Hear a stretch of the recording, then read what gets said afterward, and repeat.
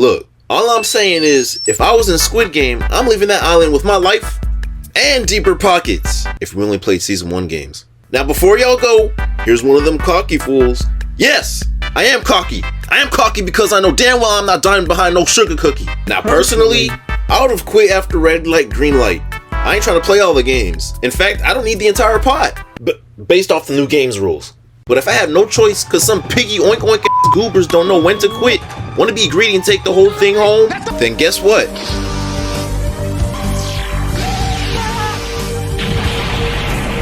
There will be no morals! And don't come in my comments talking about, oh no, you're cruel, you're morally bankrupt. Blame the economy, otherwise we wouldn't be desperate enough to play some sugar cookie deathmatch bullshit. Anyways, first game.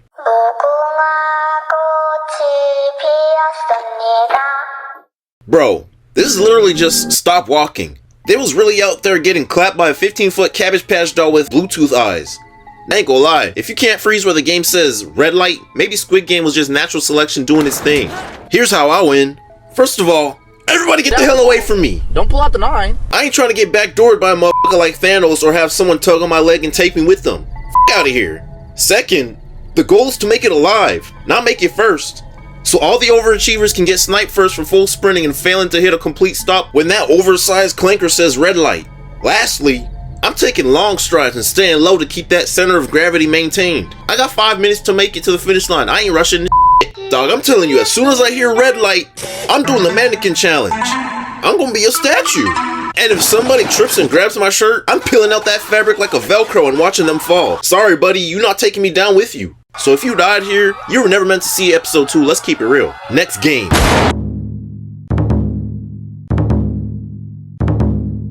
Alright, no lie, this one's kind of tricky if you're going based off of not knowing what the game is beforehand. But since we do, I'm picking triangle. Easy edges, symmetry, simple geometry. My first move when I get that cookie, I'm French kissing the hell out of that thing like it's my last meal. I'm gonna be in the corner looking possessed, just tongue out like a dog in a heat wave. Motherfuckers gonna be looking at me like, is he okay? Leave me alone, ho, I'm trying to stay alive. Next game.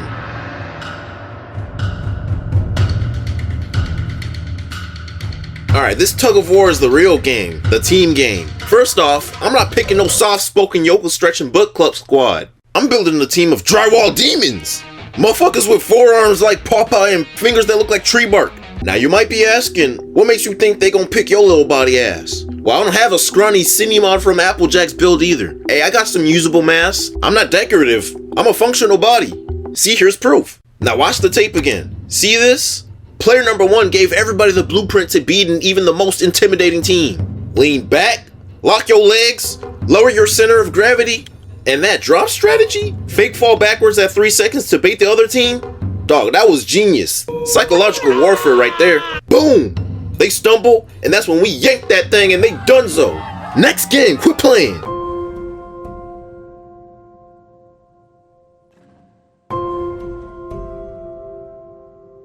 Alright, this is the part where the show got sad.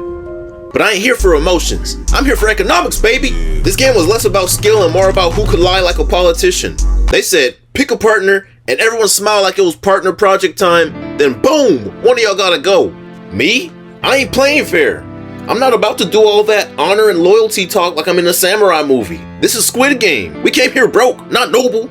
So I'm pairing up with the oldest man in the room, and I'm gaslighting the hell out of him. I'm gonna be like, oh, no, my guy, you sure you even got 20 marbles? I think you dropped a couple over there behind that brick. Nah, the other brick. Yeah. Just keep looking, I'll count for you. Forgive me, elder. You've lived a full life. But this marble ain't going in your hand today, I'm sorry. I'm doing that shit Sang Woo did to my boy Ali.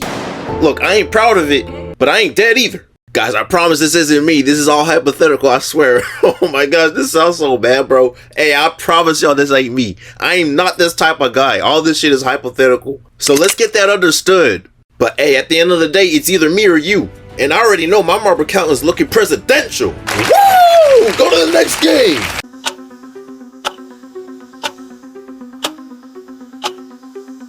Alright, no lie. RNG just took the wheel on this one. We gotta play Frogger with Death Glass? Now in a game like this, it makes perfect sense that nobody, including me, wants to be the first to test which glass is tempered and which came from Family Dollar. And to be honest, I completely forgot there was a specific order you gotta go in. That's why they had those number vests. I was about to get crucified in the comments had I not rewatched the episode because I was about to say some room temperature IQ nonsense. But, regardless, I got ways. I'm balancing on the bean holding the rails. Hey, they ain't say we couldn't do that, so I'm circus walking that motherfucker. But if I actually have to play the right way, I'm not going first.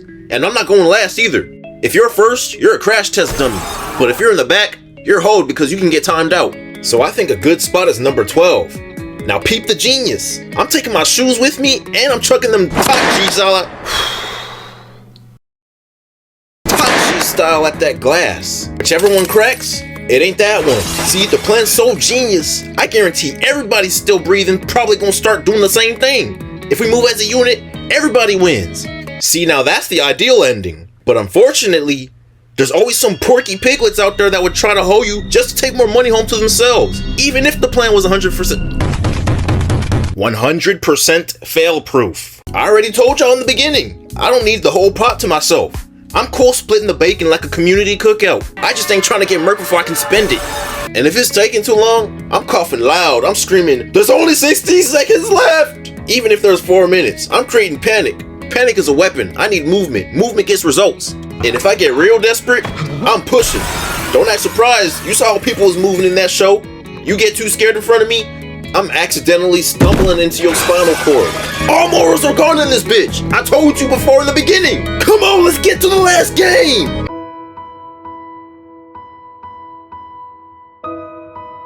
I ain't gonna lie, I didn't understand this game. All I saw was two grown men throwing hands inside some chalk. So how do I win?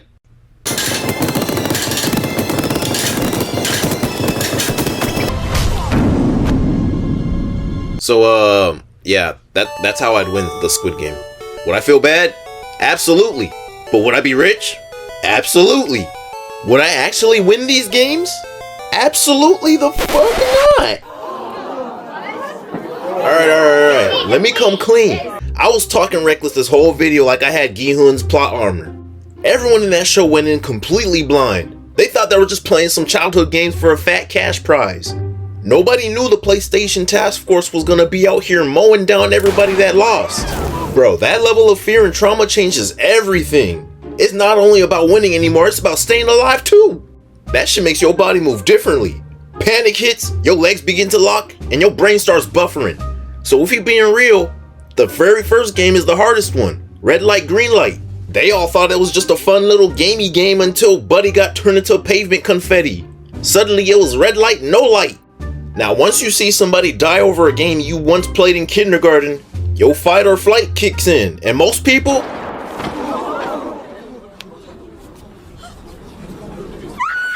they flightin'. Be honest. You're running too if you see a crowd of grown adults with sheer panic on their faces sprinting in the opposite direction. Don't lie.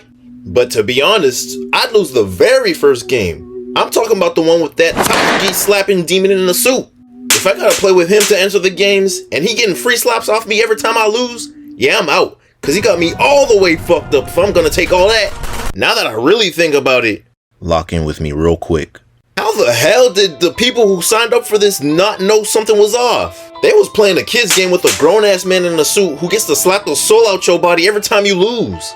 And somehow that didn't raise any flags? Then you get a secret invitation to a mystery game in a sketchy-ass Predator van with illegal tinted windows and melatonin gas coming out the vents that knock your ass out cold. Then you wake up in a big old warehouse in a numbered prison jumpsuit with all your personal items gone, mind you.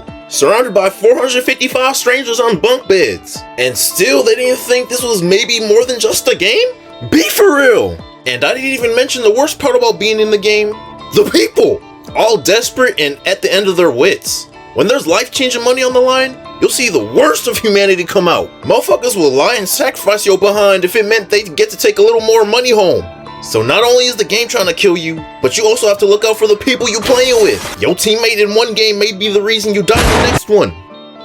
Anyway, since we know the stakes, and we know exactly what games we're dealing with, Forget everything I said earlier about losing. I ain't losing. Actually, it don't matter. Y'all probably left the video before it ended, so y'all ain't see this. But I'm winning the damn pot, respectfully. But drop a comment telling me how you survived Season 1's games. But don't lie. Most of y'all fold on that red light, green light, like a damn lawn chair. Not me, though.